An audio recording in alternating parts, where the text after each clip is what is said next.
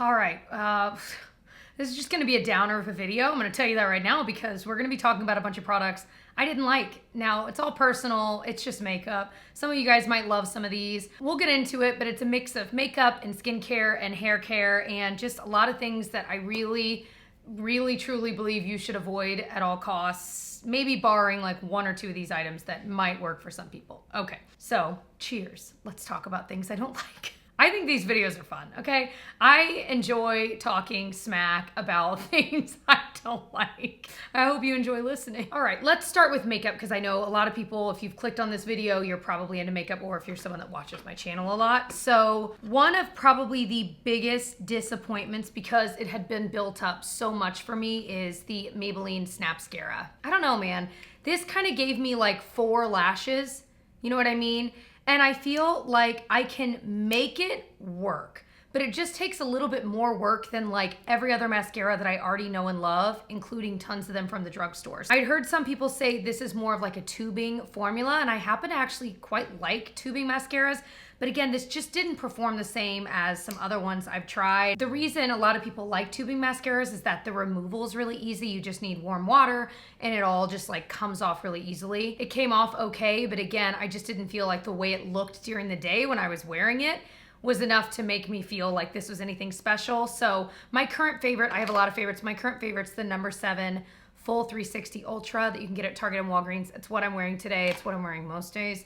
But I also really love, I have so many mascaras I love. So check out, I did a recent drugstore mascaras kind of roundup video where I list a couple of other favorites. I can link that video below. So I would just say pass. I just don't feel like it separates really well. It volumizes okay. It just doesn't do any of the big mascara-y things very well.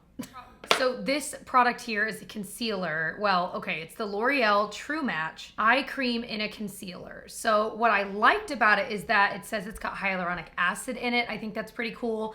I like the idea that you would be using a concealer that maybe has good skincare benefits. So when you're putting it in that eye area, you're kind of doing something nice for that area, you know? I love the idea of that. However, in actuality, with whatever they put in here, it really does have kind of an eye cream-like consistency. So I just find like it doesn't stay in place really well, and not only does it slip around, it also doesn't have super high coverage. Again, I don't think this is necessarily marketed to, but I feel like that's worth noting because if you see this and you're like, oh, okay, it's gonna be a really great, super creamy concealer that maybe has medium coverage. I don't even think it has medium coverage. Like it's just, It sinks into your fine lines because it is a little bit, again, creamier. So if you already have somewhat of aging skin around the under eye and you're wanting like this eye cream in a concealer idea and you put it there, it's gonna sink into those same fine lines that you were worried about in the first place. So I just think all around the idea is great, but it just in actuality doesn't totally work. God, this is a downer. You guys are all gonna leave in a bad mood. So this product is from Nude Sticks. It's their Nudies Tinted Blur Stick.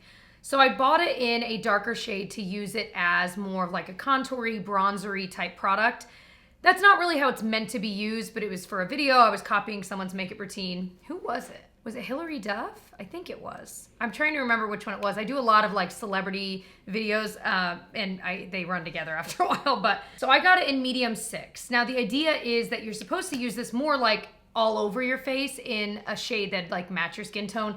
And it's supposed to blur everything and make everything look a little more even. But I just found that even in the bronzery areas I was putting in, it was breaking apart really easily. It would blend away. So you had to be really careful with how much you were blending it. And so I can only imagine if you were trying to put this all over your face, especially like my nose, nothing stays on my nose. So trying to make something like this actually stay there, I feel like would be really, really difficult. Again, I like the idea. It's got this kind of blurring feel to it. You know what I mean? Kind of silicone-y and soft, but it's just hard to actually work with. And so, it was expensive too. That's one that honestly, like all of these need to be decluttered out of my collection. Another high-end one that I just kind of felt about is from Buxom. So they've been releasing a few of these kinds of palettes. So this is their White Russian palette. And the idea is that you get some eyeshadows and some like cheek products. I just feel like even though this color story is totally up my alley, I like neutrals, I like these pinks, it just felt very meh. Like all of these browns kind of looked the same on the eye. And so to have 4 different shades that are awfully similar. That was kind of strike one, but also the formula was just okay as well. I didn't feel like it was anything special. And so I have another one. These were sent in PR. This is their Tiki Bar one. I haven't even opened it because I'm pretty sure I'm just gonna pass it on. Where again, you get some cheek products, some eyeshadows. So like if you compare the two of them, they obviously have some different shades going on, but I just feel just meh about it, so I wouldn't recommend any of you guys spend your money on it. Okay, this product is from Maybelline. It's their Lash Sensational Sky High Mascara. Okay, TikTok, I have a bone to pick with you yet again, because this was a very highly recommended TikTok type product that kind of went viral, and y'all, it's not that great. Like, again, I can make this work. I tried it in a recent video. I was just trying to try it again. Like, okay, Jessica, you know, what is it that you do not like about it? And even as I tried it again, it can make your lashes look fine, but I just have to work at it. It's got a super flimsy, like bendable brush. That's how it's meant to be. I don't love that. I've said that, I know a lot. Some of you guys are like, Jessica, we get it. You like a good stiff wand. It just doesn't wow me. So it's one of those that it kind of curls, it kind of separates. It's just, The one thing I will say, you know, I feel like if this were 8 years ago, 10 years ago in the drugstore, there were way more crummy products out there. Not even, why did I say drugstore? Even high-end. Like there were just crummier things out there. But I think the nice thing about the internet age, and not just YouTube, but like all of social media and, you know, forum-based websites, like there's a lot of people sharing about crappy products out there, what's great out there. And so I feel like brands across the board have had to step it up, and like, I feel like in general, there are not a lot of crummy products released. Like, think about it. I feel like I remember 15 years ago, there being so many things that I would try, typically like from the drugstore, that would just like, you'd be like, oh my gosh, like eyeshadows that would hardly work. And now freaking drugstore eyeshadows are amazing. So it really is kind of cool how much has changed. And you know, when I was planning for this video and kind of pulling out the things that I've kind of felt that I regret owning or buying or whatever, I kind of realized like, there really is nothing in here that is absolutely horrendous. They're all just eh. And when there's so much better out there, you know, you don't even want to mess around with the meh products, you know? So another meh product from CoverGirl, their Clean Fresh Concealer. This does nothing for my under eyes, and on top of that, it makes them look worse. It just highlights any of the fine lines that I have. It sinks into them. What I noticed the other day when I was using this is about 7 hours into the day, I would notice these little white dots where it was. And so I just feel like generally I look better without concealer than I do when I'm wearing this concealer. This just makes it all worse, the whole situation. So I do not like this. Excited for this to be out of my collection too. All right, this is one I feel very strongly about, okay? This is the Aquaphor Lip Protectant with Sunscreen. Now, I've talked a lot, so listen up, about regular Aquaphor. I'm not talking that in the lip balm aisle, none of the Aquaphor you see there, none of that. I am talking the Aquaphor that you get like in the baby aisle, that's like in the large tube that you might use for diaper rash, you can use for various things. That stuff is the most incredible lip balm you will ever try.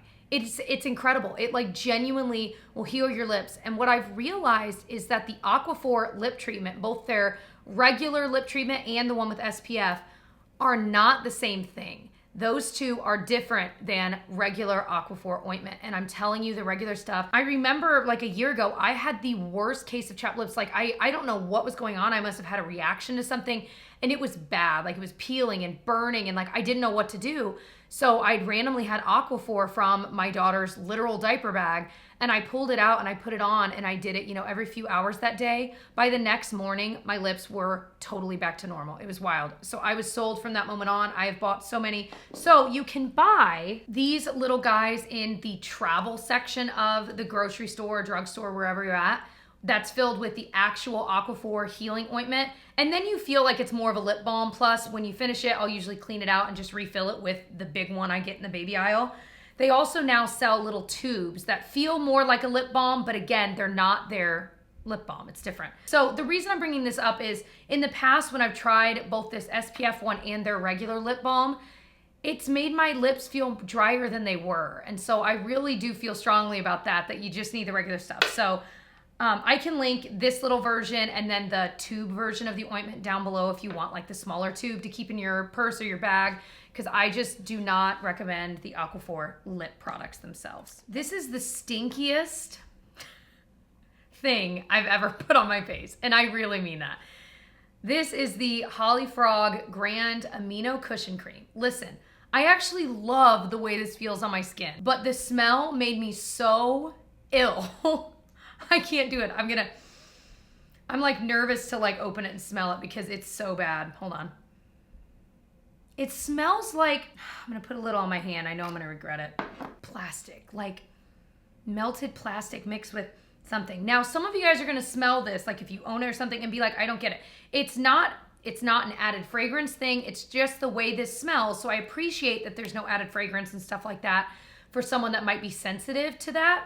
But there's something about this like plasticky smell that literally when it's on your face, that smell took forever to dissipate and it smelled so bad. I might try to use a little bit more because like I said, I really quite enjoyed the way it made my skin look and feel. That it's an 11 amino acid blend, like a multivitamin for your face, and you apply it as the last step in your skincare routine. I don't know, man. I don't know. The smell, it might not bother other people, but I had to mention this because I can't stop thinking about how stinky it was. This is, okay, so I have a favorite hairspray. It's from Bedhead, and it's their Masterpiece Shine hairspray. It doesn't make your hair too crunchy, but it holds, and it smells amazing. I have repurchased that a million times. I have learned it is the cheapest on Amazon. You can get 2 or 3 packs of it, and it breaks down to like $8 a bottle, whereas if you walk into like a store and go buy it, it's like 20 something dollars. So definitely do it. I literally just ordered another 3-pack yesterday on Amazon. So highly recommend. It's just the best.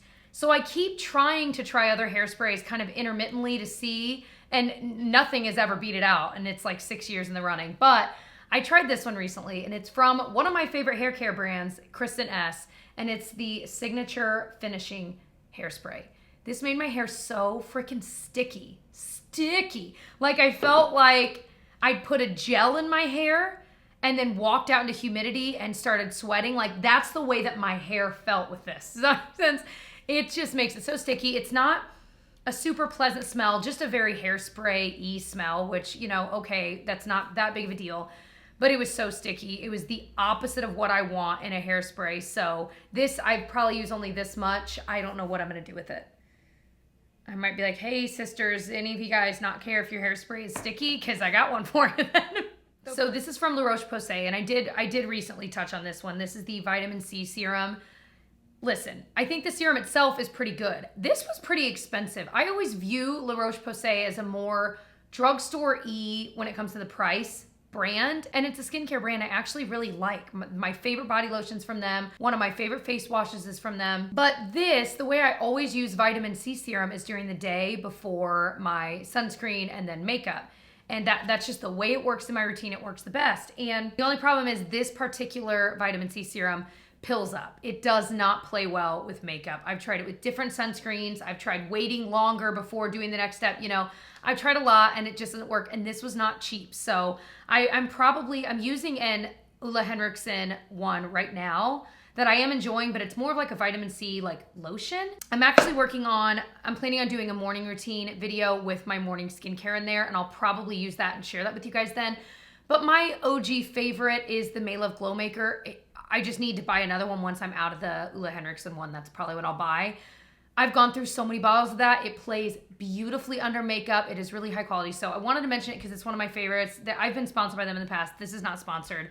I don't get a kickback when you buy it. It's just my favorite. So wanted to mention that because this just doesn't work the way that one does. I feel like I just like flew through those, but those are kind of my regrets for right now. I do these videos a couple times a year when I feel like I have enough items to talk about that I just kind of felt wishy-washy or just totally hated. So I hope you enjoyed it. I can link my most recent product regrets, things I didn't like video down below. I'm pretty sure it was only a handful of months ago, so I probably still stand by everything I said in that too. But I hope that you enjoyed it. Thanks for sticking around to the end. I hope that you'll subscribe, like, comment, share. It all helps me within this YouTube-y world for other people to see my videos as well. I would really appreciate it. And of course, if you are subscribed and you have not hit that notification bell, please do, because again, that will alert you anytime I upload a new video. I probably have like 6 or 7 YouTubers that like I never miss a video, so I have my notifications on just for them. That way I can see like when new stuff comes up. So if I am one of the creators that you watch that you actually like watching my videos, I would really appreciate